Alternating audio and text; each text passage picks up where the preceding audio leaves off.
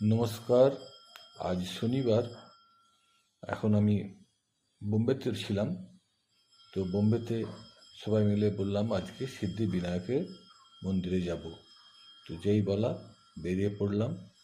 তো শনিবারে গিয়ে দেখছি ভীষণ ভিড় মন্দিরেতে। তো তবু লাইনে দাঁড়ালাম।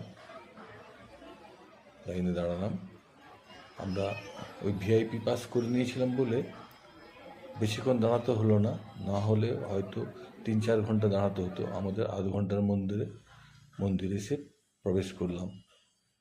যাই হোক, খুব সুন্দর দর্শন হলো।